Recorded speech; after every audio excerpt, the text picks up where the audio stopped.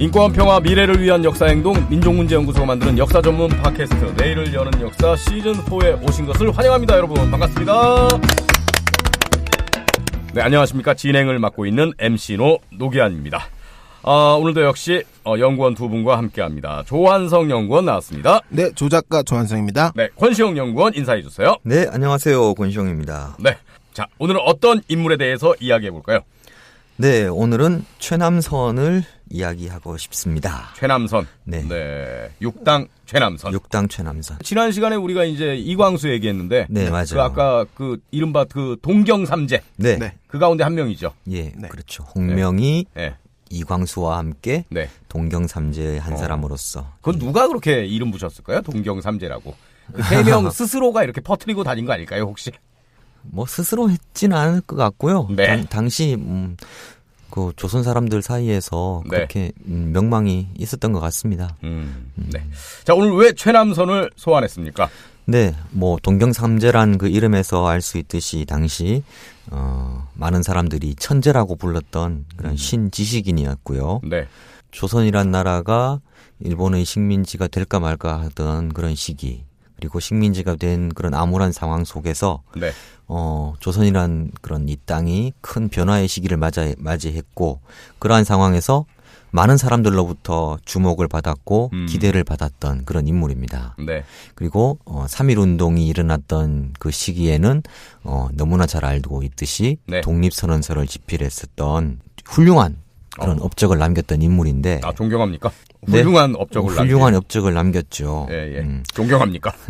존경까지는 아니고요. 아, 좋아합니까? 좋아한다기보다는 네. 조금 뭐랄까요, 공감이 좀 가는 면이 있어요. 왜냐하면 제가 이 소심한 편이거든요. 예.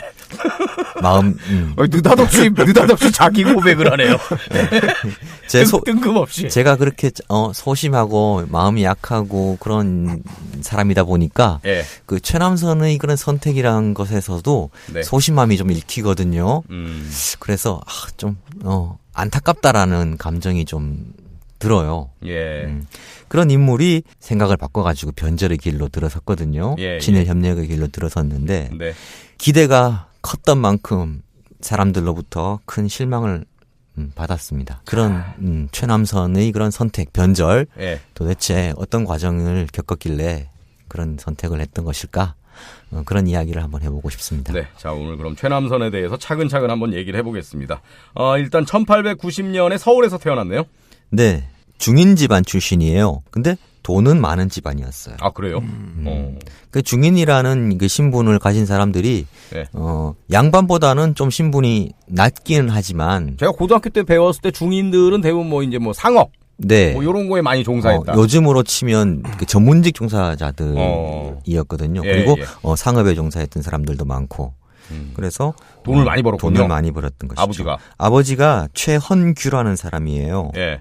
이 사람은 작가에 합격을 해서 뭐 잠깐의 관직 생활을 했는데, 그 관직 생활 말고 그 이후에 서울의 지금 현재 을지로 일대에서 약재를 무역하거나 도매 사업을 했어요. 그리고 네. 그때 특히 그 달력을 만들어서 팔아가지고 네. 큰 돈을 벌었던 사람이라고 합니다. 일단 아버지도 뭐 머리가 비상했네요. 그 당시에 이렇게 달력을 만들어서 네네네. 출판해서 팔 생각을 했을 정도면. 중국에서 나오는 달력을 가지고 조선의 상황에 맞는 달력. 네. 그리고 농사 짓는 데 있어서 달력이 되게 중요하거든요. 그러니까요. 네. 최신 트렌드에 맞게 사업을 했네요. 그렇죠. 그래서 돈을 많이 벌었군요. 네. 그래서 경기도 충청도 일대에 만석을 수확할 수 있는 땅을 가지고 있었다 그러고요. 네. 그 다음에 서울 그 사대문 안에만 해도 네. 80채 가량의 집을 소유했었던 우와. 부동산 예. 예, 부동산 왕이라고 할까요? 그런 인물이었다고 합니다. 이광수는 상당히 불우한 어린 시절을 보냈는데 최남선은 금수저네요. 이 정도면. 네. 예? 그런 발판이 있었기 때문에 네. 젊은 나이에 잡지사 출판사를 세우고 그렇군요. 그렇죠. 인쇄업도 하고 잡지도 만들어내고 그런 게 가능했었던 것이죠. 예. 그렇군요. 그리고 또 한 가지는 이 중인 계층들의 특징이라는 것이 네. 그 사회 변화에 되게 발빠르게 대응을 했어요. 변화에 대한 저항이 적었던 거죠. 그래서 서양 문물이 들어올 때 그것을 재빨리 받아들였던 그런 집안인 것이죠. 그것이 최남선이 일찍 유학을 하고 그랬던 것에도 영향을 미쳤다고 이제 볼 수 있습니다. 네.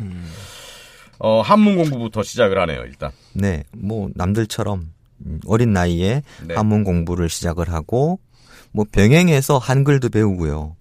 그 다음에 13살에 경성학당이라는 학교에 갔는데 이게 이제 그 서울에서 일본인들이 만든 학교였거든요. 예. 거기에서 일본어를 배웠다고 합니다.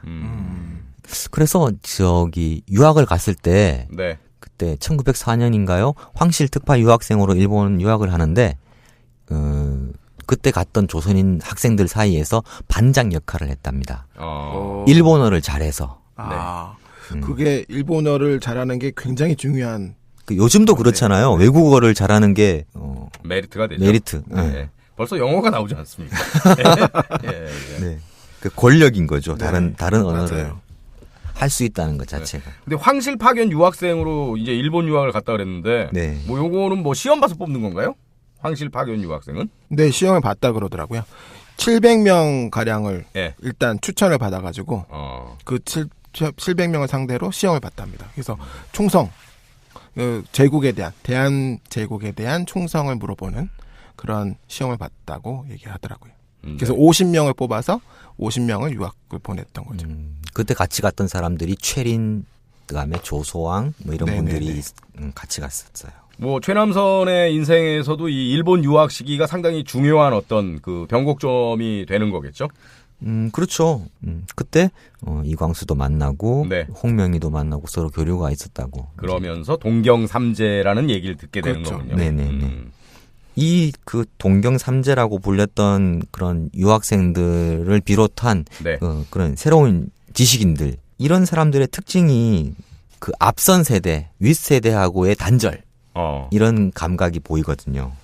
우리는 선배들하고 다르다. 다르다. 예. 요즘으로 치면 이제 꼰대라고 하잖아요. 예. 꼰대하고는 상종 안 해. 이런 감각인 거죠. 그런 말들이 몇 가지 보여요. 최남선이 그런 얘기를 했어요. 그대의 좋아하는 바가 반드시 우리의 좋아하는 바가 아니오. 모든 주권이 다 우리 손에 옮겨와 있음을 생각하라. 이런 얘기를 했거든요. 선배들에게. 윗세대하고의 급격한 단절, 이런 걸 선언을 했었던 것이죠. 예. 그리고 또 한 가지는 자기들은 지금 급격한 변화를 맞고 있는 그런 시기를 지나가고 있는데 일본의 침략을 받고 나라를 빼앗기고 이런 상황이잖아요. 그 책임을 이제 그 윗세대에 돌리는 것이죠. 당신들의 그런 잘못 때문에 우리는 지금 청춘을 잃은 세대다. 예. 이런 생각도 가지고 있었던 거죠. 어떤 그 윗세대에 대한 단절도 있고 원망도 있고. 네, 그런 거죠. 예. 그리고 실제로 네. 이 사람들이 당시에 이게 동경에서 유학을 하고 돌아갔을 때 조선 사회에서의 역할이 민족 대표자들이 될 수밖에 없는, 민족 지도자들이 될 수밖에 없는 처지에 딱 떨어졌다 그래요. 왜냐하면 자기 바로 직전 세대라고 할 수 있는 안창호 같은 분들은 예. 독립운동을 다 하는 바람에 다 상해로 또는 미국으로 이렇게 망명을 할 수밖에 없는 상황이었고, 예. 그 다음에 대부분 독립운동을 조금 했던 사람들은 꺾여가지고 예. 더 이상 독립운동을 하지 않고 그냥 정지한 상태, 이렇게 돼버렸기 때문에 이 사람들이 국내로 들어오자마자 민족 지도자의 역할을 할 수밖에 없는. 불과 20대인데. 그렇죠. 그래도 지금 기준으로 보면 불과 20대의 나이에 그런 어떤 민족 지도자라는 그런 타이틀을 얻는다는 게, 예? 지금의 기준으로는 이게 납득이 안 되잖아요, 잘. 그렇죠. 예? 예. 근데 이제 그 전 세대들이 다 해외로 나가거나 운동을 포기하거나 그러고 예. 난 다음에 이 사람이 돌아와서 보니까 이 혁명의 시기에 대부분 돌아오거든요. 18년, 19년 이런 예. 무렵에 돌아오는데 이렇게 돌아와서 보니까 자기가 지도자가 될 수밖에 없는. 그 급격한 변화의 시기에 새로운 사회에서 주목받는 그런 세대가 된 거죠. 그래서 그만큼 이제 이런 신지식인층들에게 조선 사람들이 갖는 기대가 컸었던 거고요. 그래서 1910년대를 최남선, 이광수의 2인 시대라고 불렸다. 뭐 이런 평가까지 있네요. 그렇죠. 그런 평가가 있었죠. 네. 최남선은 유학에서 돌아온 게 1908년이고요. 예. 돌아오자마자 잡지사를 인쇄소, 출판사를 차립니다. 이때 19살 아닙니까? 네, 19살. 예. 이때 차린 출판사 이름이 신문관이에요. 신문관. 지금의 그 을지로, 예. 지금 을지로 입구역이 지하철역이 있잖아요. 네. 을지로 입구역을 나오면 바로 보이는 게 외환은행 건물이 있어요. 식민지 시기에는 거기에 동양척식 주식회사가 있었어요. 아, 그래요? 네. 그 외환은행 길 건너에 네. 신문관이 있었다고 합니다. 아, 그렇군요. 근데 이 신문관을 차리는데 든 자본이 네. 이제 아버지 최헌규에게서 나왔던 거죠. 뭐 그랬겠죠, 당연히. 뭐 네. 돈이 어디 있겠습니까, 유학생이. 예. 근데 이때 뭐 정확하게 얼마가 들었는지는 모르겠어요. 공식적 네. 기록은 안 남아 있는데 최남선의 손자가 남긴 글에 의하면 예. 7만 원을 투자했다. 예. 그리고 이후에 운영을 하는 과정에서 10만 원을 더 들였다. 얼마나 이런- 되는 거죠, 지금 가치로 하면? 최남선의 손자 최학주가 한 얘기에 따르면 네. 지금 돈으로 한 200억 된다. 엄청난 돈을 들여서 금수저네요, 진짜 금수저. 네네. 그러니까 네. 최남선의 형인 최창선과 함께 같이 이 출판사를 차려가지고 운영을 했다고 합니다. 근데 재밌는 게 네. 이광수가 되게 부러워했어요. 아, 부러웠겠죠, 당연히. 왜 부러워했는지 아시겠죠? 나이 2살 차이밖에 안 나잖아요. 그쵸. 그죠. 이광수. 2살 아래죠. 이광수가 2살 어린 거 아닙니까? 네네. 최남선보다. 근데 2살 형은 벌써 막 200억 투자해가지고 예? 잡지사 그 당시에 잡지사면 가장 최신의 트렌드의 사업 아닙니까? 그렇죠. 예. 그걸 하고 있는데 나는 그러면은 부럽죠 당연히. 그쵸. 뭐라고 얘기했어요 이광수가? 이거는 그 부러움의 표현은 네. 해방 후에 이제 자기 친일 행적을 변명하면서 쓴 글 중에 네. 한 대목이 있어요. 최남선은 벌써 신문관이라는 인쇄소를 차려놓고 소년이라는 월간 잡지를 발행하고 있어서 나이는 나보다 2살밖에 아니 되나 우리나라의 명사가 되었구나. 더구나 도산 안창호의 지우를 받아 그는 청년학우의 간부였고 그의 잡지 소년은 준기관지였다. 이런 이야기를 하고 있어요. 지우를 받은 게 무슨 말입니까? 대우를 받았다. 아 대우를 잘 받았다? 알고 대우를 받는 사람이다. 그래서 나중에 도산과 친해진 건가요 이광수가? 부러워갖고 이때? 그런 건 아니겠죠. 그럴 수도 있죠. 그러니까 네. 지금 그때 상황에서 이광수가 회고하면서 이제 되돌아봤을 때 안창호와 친한 최남선의 존재가 자기한테는 부러움이었던 것이죠. 나도 안창호와 더 친하고 싶은데. 알고 싶다 뭐 이런 거죠. 그 지난 씨가 얘기했지만 이 이광수라는 사람은 자기가 갖고 있는 것도 있으면서도 남을 더 부러워하는 그런 사람이라서요. 네. 예. 그리고 우리가 이제 교과서에서 국어 시간에 많이 배웠던 네. 해에게서 소년에게 최초의 뭐 신채시라고. 예. 주입식 교육 주입식 아닙니까? 교육. 최초의 신채시. 세계에서 소년에게 신채 씨가 뭔지는 아세요? 새로운 신, 몸체, 새로운 형식을 갖고 있는 시라는 거 아닙니까? 그렇죠. 예? 맞습니다. 최초의 근대소설 무정, 최초의 한글소설, 홍길동전. 이런 거 주입식 아닙니까? 이런 거. 예? 예. 네. 그 시가 이 잡지 소년의 창간호에 실렸어요. 철썩, 쏴. 이거 아니에요? 오, 대단하십니다.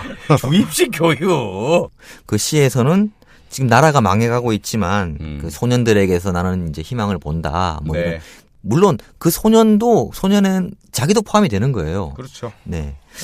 그런 상황이었다가 불과 2년이 채 안 되어서 나라가 진짜 망했죠. 강제병합이 되죠. 강제병합이 되었죠. 1908년에 소년 창간했는데 이제 1910년에 강제병합 되잖아요. 네네네. 네. 그때 이제 이 최남선을 비롯한 식민지 조선에 살던 청년들의 정신 상태가 어떠했을까? 네. 어땠을 것 같으세요? 많이 괴로웠겠죠. 네. 일단은. 예. 그 최남선도 그런 표현을 남겼습니다. 나는 병들었다. 나는 작년 여름부터 신경쇠약증에 걸려서 이때까지 키우지 못하여 걱정이다. 우리는 병들었다. 이런 표현이 반복적으로 등장을 해요. 예. 그 강제병합이라고 하는 상황을 맞아가지고 지금 정신적으로 굉장히 쇠약해져 있었던 그런 범민의 그런 나날을 보내고 있었던 그런 상황을 잘 보여주고 있는 것이죠. 네. 그렇다고 해서 이 시점에서 최남선이 뭐 어떤 독립운동을 했다거나 뭐 그런 거는 없죠. 독립운동까지 나가지는 않았고요. 예. 그래도 이 조선 망했지만 조선을 어떻게든 일으켜 보겠다라는 생각은 했었던 것 같아요. 네. 동시에 일본이란 나라에 대해서도 어떤 생각을 했을까? 뭐 그런 점도 좀 한번 주목해 볼 필요가 있을 것 같아요. 일단은 일본을 좀 동경했겠죠. 그렇죠. 네, 동경에서 유학을 했기 때문에 동경을 좀 했을 것 같고. 예, 그리고 일본에서 봤던 것들이 조선에는 없는 것들이니까. 예? 네, 맞아요. 특히 굉장히 문화적인 충격도 받았을 그렇죠. 테고. 네. 우리 조선도 좀 일본처럼 돼야 되는데 애국심이 있었다면 네. 뭐 그런 생각도 했겠죠. 네, 맞아요. 네. 특히 그 유학 시절에 도쿄에서 본 여러 그 도서관들 있잖아요. 예. 그런 시설에 되게 감탄을 했다고 합니다. 부러워했고요. 음. 그래서 우리 조선도 변화를 추구해가지고 네. 일본과 같은 문명 그런 걸 이룩해보자. 이런 생각을 가졌고 그런 생각의 실천의 일환으로서 잡지를 만들고 그랬던 거라고 저는 생각을 합니다. 뭐 계몽주의잖아요. 그렇죠. 계몽주의. 그러니까 독립운동까지 나가진 않았지만 그래도 네네네. 그 민족을 생각하는 마음이 있는 계몽주의자. 네. 뭐 이 정도의 어떤 정체성을 갖고 있지 않았나. 네. 예. 그랬던 거죠. 그리고 1914년에는 또 하나의 잡지를 만들어요. 그게 돈이 많네요, 진짜. 네. 예?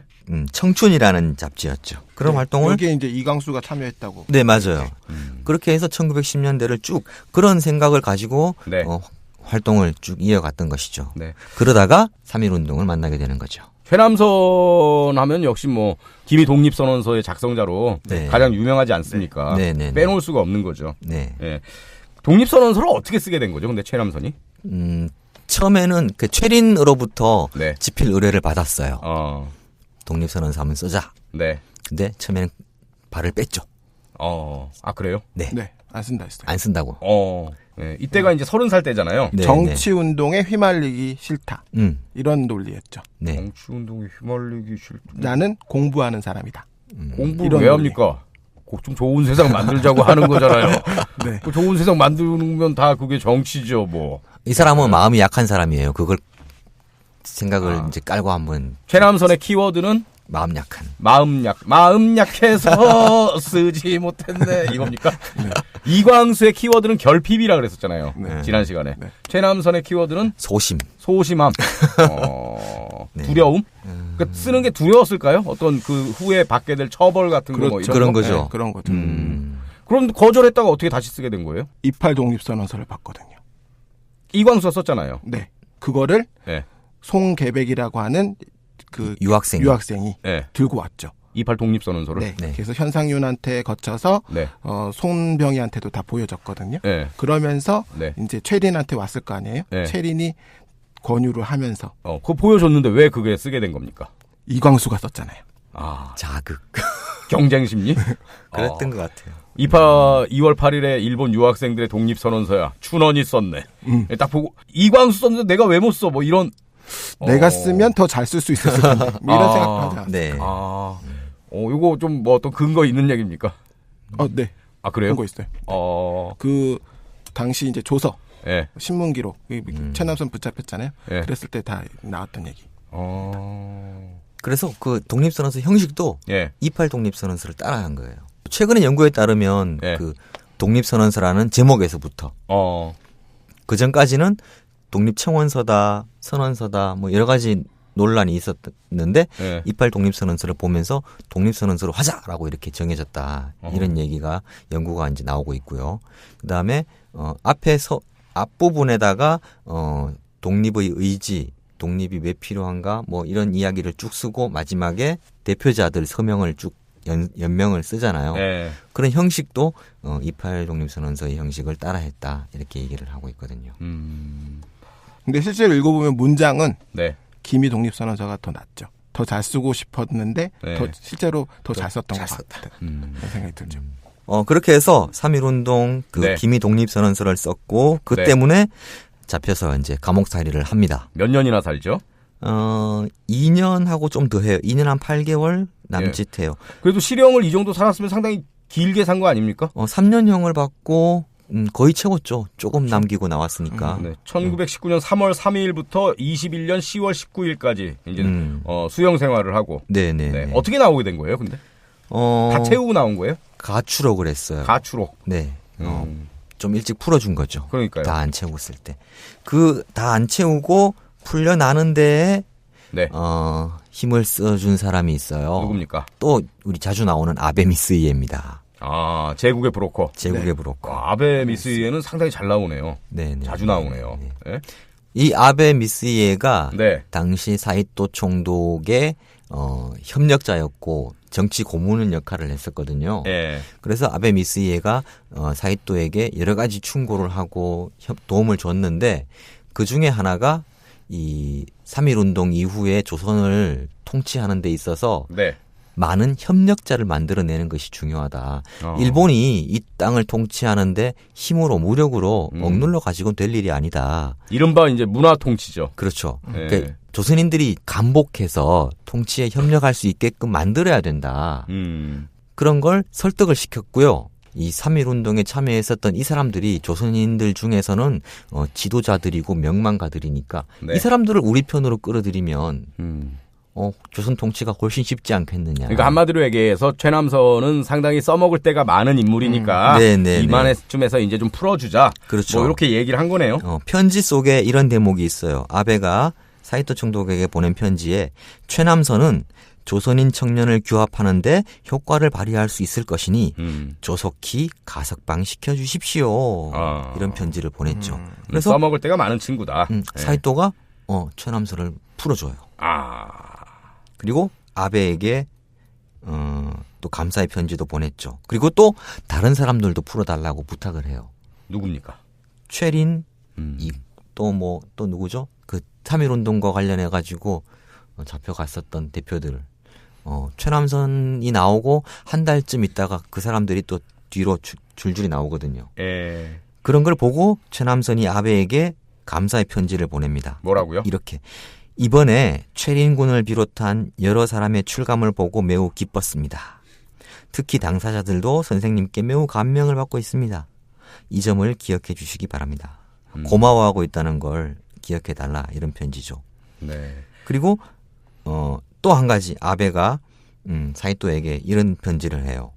먹을거리를 주지 않고 인심이 악화하기를 바라는 아카이케 경무국장의 심사는 이해하기 어렵습니다. 이건 어떤 상황에서 나온 편지일까요? 아카이케 경무국장의 심사가 어떤데요? 마음이 이때 뒤틀렸나요? 최남선이 1914년에 만들었던 잡지 있잖아요. 청춘. 그걸 다시 만들고 싶어 했어요. 그래서 설립 허가를 이제 신청을 했죠. 근데 경무국에서 그걸 허가를 안 내주는 거예요. 최남선이 어떻게 했겠어요? 아베에게 부탁을 했겠죠. 도와달라. 그때 아베가 사이토에게 이런 편지를 보냈던 겁니다. 아카이케 경무국장이 지금 잘못하고 있다. 그렇죠. 얘들한테 살 길을 만들어 줘야 된다. 그래서 제국의 브로커군요. 네. 그 최남선과 같은 조선인 청년 신지식인들도 총독부와 거래를 해야 됐고 네. 그 사이에 서 있던 사람이 아베 미스이에였던 거죠. 네, 최남선이나 최린이나 나중에 이제 다 변절하게 되는데 네, 거의 이때 이제 씨를 뿌리는 거네요. 그렇죠. 예. 자, 그래서 감옥에서 나와서 이제 21년에 감옥에서 나와서 20년대는 어떤 활동들을 합니까? 아베의 그런 역할이 주요를 해서 네. 잡지를 만들게 됩니다. 그게 동명이란 잡지예요. 그 청춘이란 잡지 그 이름 그대로 내지를 못하고 바꿔서 냈던 거죠.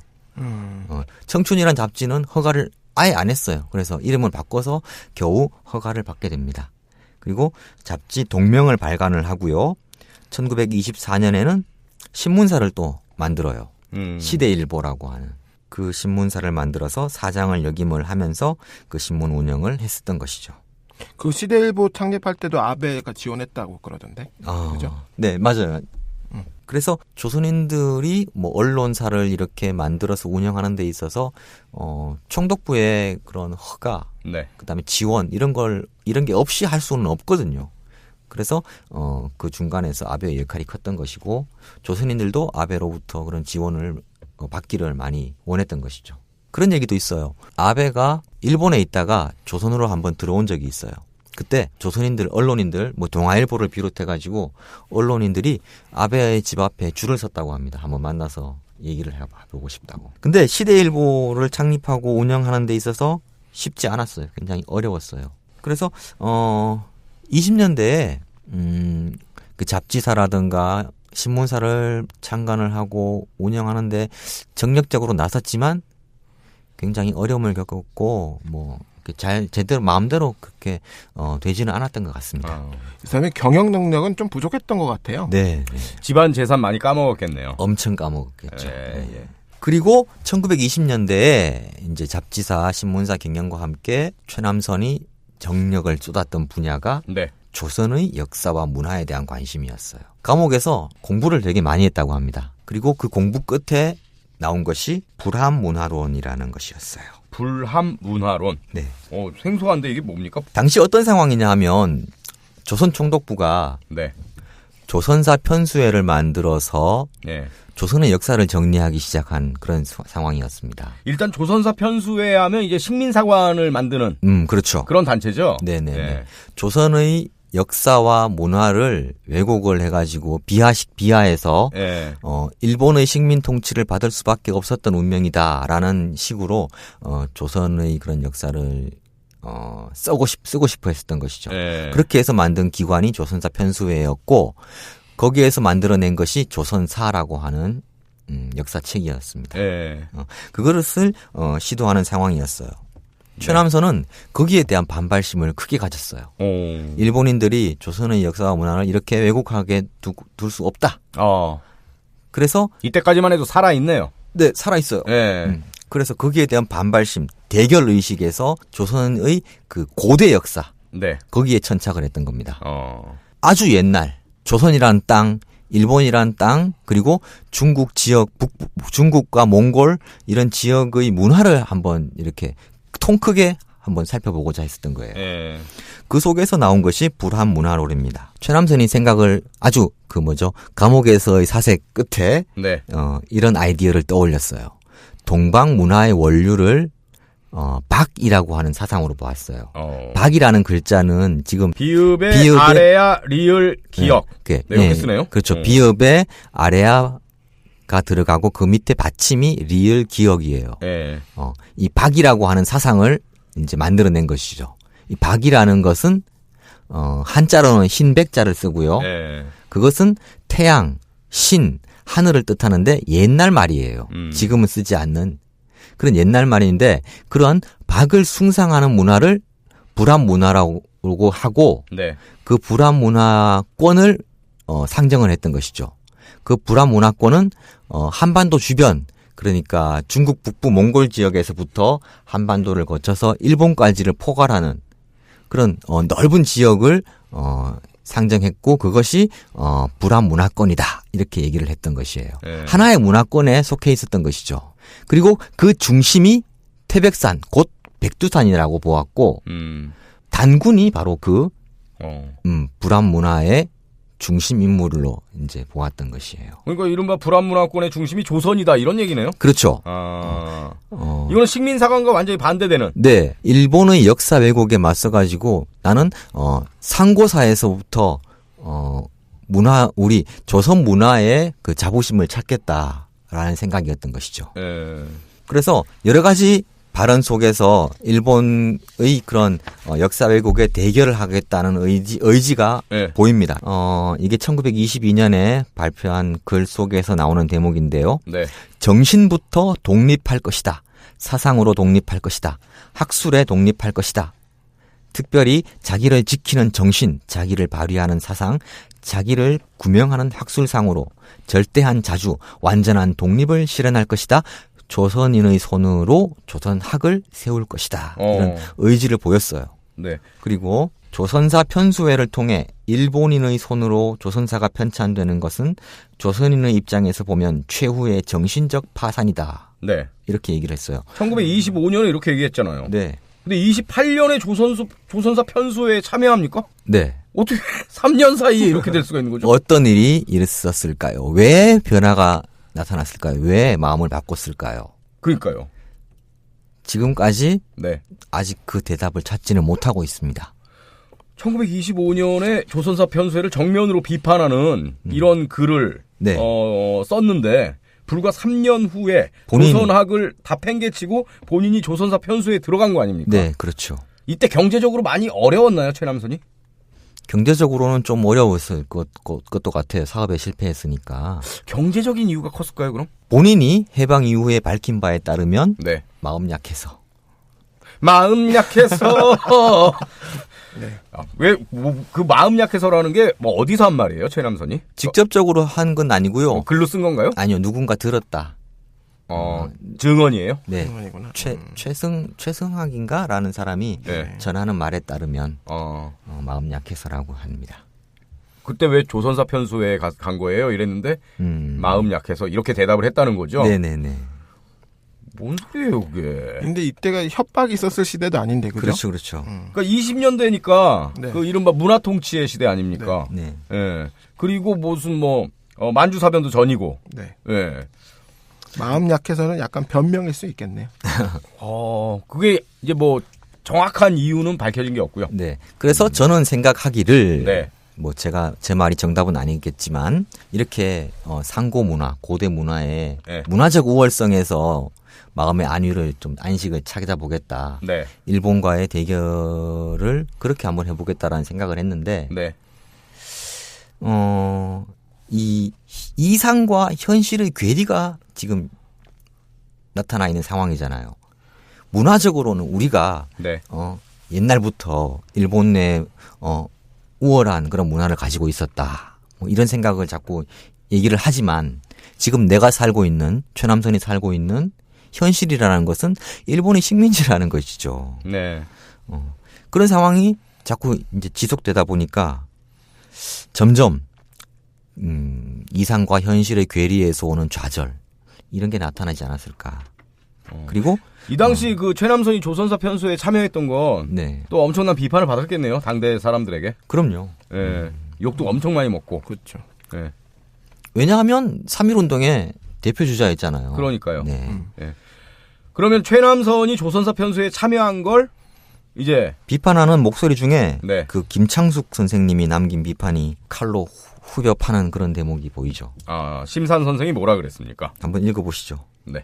여기 있군요. 나는 일본에 붙은 반역자가 미친 소리로 시끄럽게 지저댄 흉서를 읽고 싶지 않다. 기미 독립선언서가 최남선의 손에서 나오지 않았는가. 이런 자가 도리어 일본에 붙은 역적이 되다니 10,000번 죽여도 지은 죄가 남을 것이다.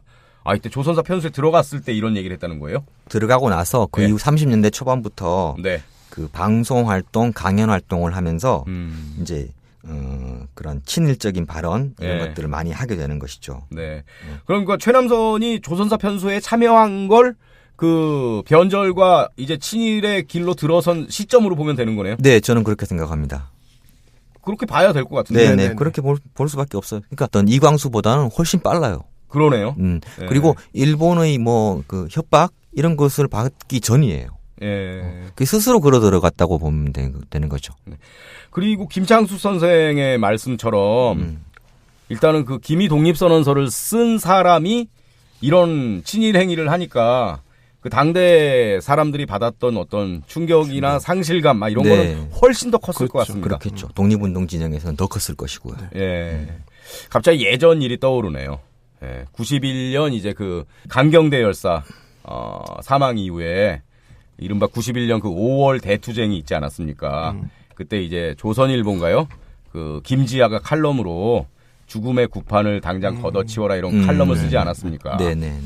근데 김지아 하면 저항신의 상징이었고 이때 제가 이제 대학교 1학년이었는데 술자리에서 어떤 선배가 이제 다시는 타는 목마름으로를 부르지 말자. 예. 김지아의 노래는 이제 다시는 부르지 말자. 이런 얘기를 하더라고요. 그렇군요. 예. 그랬는데 다른 선배가 그랬습니다. 타는 목마름으로는 김지아의 노래가 아니다. 그건 이미 김지아라는 사람이 썼건 안 썼건 간에 이미 우리의 노래가 된 거다. 예. 그러니까 김창수 선생이 이제는 여기서 그 말하는 흉서가 뭐예요? 흉서 방송에서 하는 말, 그런 걸 얘기하는 그다음에 거죠? 각종 기고문 네. 이런 것들이죠. 그러니까 이 당시의 사람들도 기미 독립선언서를 우리가 어떻게 봐야 될 것인가? 그럼 최남선이 이렇게 변절해 버렸는데 뭐 이런 생각을 하지 않았을까라는 뭐 그런 좀 생각이 들었습니다. 예. 하지만 이미 기미 독립선언서도 그렇죠. 최남선의 것이 아닌 거죠. 그렇죠. 최남선이 변절했다고 해서 그 독립선언서의 가치가 떨어지는 게 아니죠. 민족 전체의 기미 독립선언서인 거죠. 네. 그렇죠. 네. 이런 어떤 생각이 갑자기 제 대퇴부를 강타하네요. 아니 20년대부터 이렇게 친일을 했으면 30년대 이후에는 멍석 깔렸으니까 정말 열심히 친일을 했겠네요. 최남선. 네, 뭐 남들 다 하는 친일 했죠. 중천 참의도 하고요. 예. 그다음에 이제 그때 30년대 후반에는 이 사람이 만주에 또 깊은 관심을 가져가지고요. 만주에 가서 만선일보 고문도 하고요. 그다음에 만주 건국대학 교수도 하고요. 그리고 일본이 이제 또 큰 전쟁을 벌이잖아요. 네. 그 전쟁에 우리 조선인 청년들이 앞장서자 이런 네. 선동 활동도 또 열심히 합니다. 태평양 전쟁. 네. 예. 그때 이제 이 태평양 전쟁이 일어나자 독립운동 진영에서는 희망을 보았고, 예. 일제가 패망하면 우리가 해방된다. 희망을 보았는 반면에 친일 지식인들은 그것이 대동아 전쟁이고 인종 전쟁이다. 황인종과 백인종의 전쟁이다. 성전이다.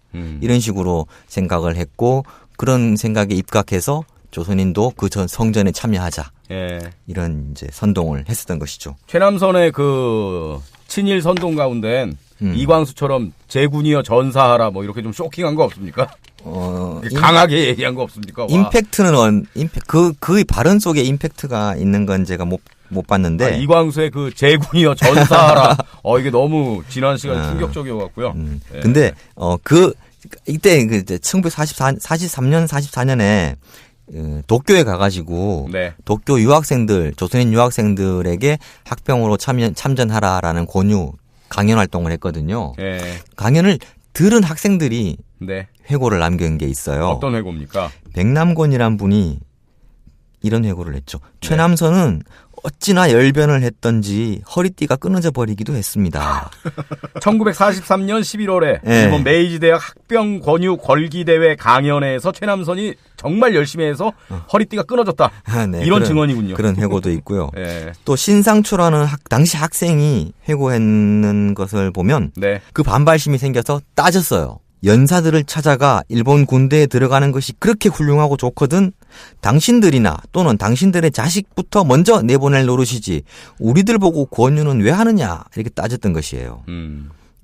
주먹으로 때려주고 싶은 충격마저 느꼈으나 동족의 선배들이라 그렇게 대접할 수는 없었다. 꾹 참았다. 이런 얘기네요. 근데 또 재밌는 장면이 있죠. 네. 이때 최남선이 선배 격려단이라는 이름으로 강연을 할 때 그 당시에 최남선의 셋째 아들이 도쿄 제국대학을 다니고 있었어요.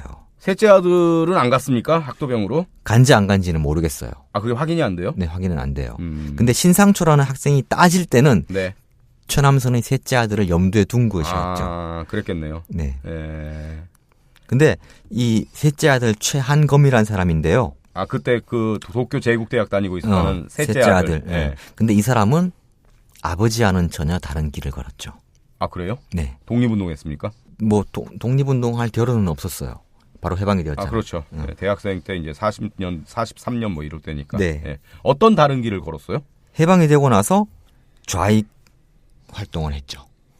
그래요? 최남선의 셋째 아들이? 네. 그래서 1950년에 국가보안법 위반으로 2년 선고를 받았고요. 전쟁 중에는 조선노동당 서울시당 고위직을 맡았고요. 그리고 전쟁이 끝나는 순간에는 월북을 했습니다. 김일성 대학 문학부 교수를 했어요. 그래요? 네.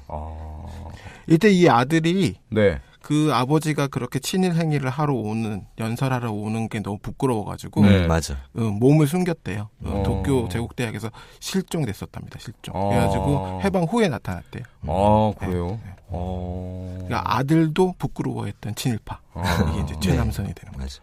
근데 셋째 아들은 그랬는데 네. 첫째, 둘째 아들은 경성제대 나와서 네. 둘 다 의사가 되었답니다. 그리고 그 후손들은 지금 미국에 살고 있대요. 자, 45년 이제 해방 이후에 최남선은 어떻게 되나요? 네, 최남선은 역사책을 또 여러 가지 많이 써요. 해방 이후에요? 해방되고 나서 바로 46년, 47년에 쉽고 빠른 조선 역사, 뭐 국민 조선 역사, 조선 상식 문답 뭐 이런 것들을 막 집필을 하게 되죠. 근데 좀 아이러니한 게 네. 최남선의 책이 잘 팔렸답니다. 그래서 최남선이 이런 얘기를 했대요. 내가 친일파인가 아닌가는 네. 내 책이 굉장히 잘 팔리는 것으로 보아 넉넉히 짐작할 수 있지 않은가? 뭔 상관입니까? 사람들이 내 책을 많이 사는 걸 봐서 내가 친일파 아니다 이런 얘기를 하고 싶은 거죠. 전두환 회고록 많이 사면 다 전두환 지지하는 겁니까 그게? 네?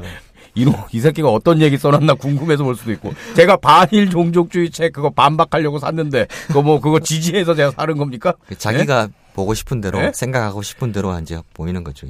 해방 이후에 최남선이 또 책을 냈다니까 조선사 편수회까지 있었던 작자가 또 어떤 얘기를 써놨는지 궁금해서 볼 수도 있는 거고. 아니 또 당시 그만큼 조선 역사를 다룬 책이 없었던 거죠. 네. 뭐 유명세도 있었을 테고 네. 뭐 그랬겠죠 뭐. 그러다가 49년 2월에 반민특위에 체포되죠. 예, 체포되었다가 또 이제 뭐 한 2달 채 안 돼 가지고 보석으로 풀려났고요. 재판은 거의 안 받았던 것 같아요. 한 번은 받기는 했지만 반민특위가 와야 되는 상황에서 결국은 처벌을 아무것도 받지 않았죠. 그리고 전쟁 때는 해군 전사 편찬위원회 일을 했고요. 휴전되고 나서는 서울시사 편찬위원회 고문 그런 걸 했고. 해방 이후에도 뭐 반민특위 끌려간 거 외에는 잘 나갔네요. 네, 그렇죠? 뭐 자기 할 일 했어요. 육군대학에서 한국사 강의도 했고요. 네. 그리고 57년에 사망했습니다. 68세였어요. 우리 조 작가는 오늘 최남선 얘기했는데 네. 어떤 걸 좀 느끼셨습니까? 제가 3.1운동 공부하면서 최남선 얘기 이렇게 막 자료들 나온 거 보면 최남선이 3.1운동 할 때에도 네. 되게 적극적이지 않았거든요. 그래요? 그러니까 그 독립선언서 쓸 때도 그 28 독립선언서 보고 난 다음에야 썼고 그 다음에 그 이후에 이제 기독교하고 연합하는 천도교가 연합하는 과정에서 그 책임을 맡아서 그 기독교 세력하고 이렇게 연합하는 그런 교섭을 맡는데 거기서도 계속 뒤로 빼요. 그래서 이게 기독교하고 천도교가 연합이 무산될 정도로 무산될 수도 있었을 정도로 위기에 처하기도 하는데 그런 최남선의 그런 모습으로 봤을 때 정말 소심했던가 싶은 생각이 좀 들고요. 아니 3.1운동에 그렇게 적극적이지 않았는데 왜 그런 사람한테 아무리 글을 잘 쓴다 그래도 그런 사람한테 그 독립선언서를 맡겼는지 그게 좀 전 이해가 안 되네요. 아니 뭐 그 글 쓰는 사람 많이 있지 않았습니까? 예? 그래서 이제 그 설 중에는 한용운 선생이 그러니까 내가 쓰겠다. 그러니까요. 이렇게 했는데 최린이 끝까지 최남선한테 맡기고 싶어 했다고 그런 얘기가 남아 있습니다. 네, 그렇군요. 네. 자, 오늘 6당 최남선에 대한 이야기를 했습니다. 네, 함께해 주신 여러분 감사드리고요. 좋아요, 네, 또 그리고 구독 많이 눌러주시고요. 댓글도 좀 많이 달아주시고, 네, 후원도 좀 해주시면 더 감사드리겠고요. 네, 우리 좀 순위가 좀 팍 올라갔으면 좋겠습니다. 자, 오늘 함께해 주신 두 분 고맙습니다. 다음 시간에 또 만나겠습니다, 여러분. 고맙습니다. 고맙습니다.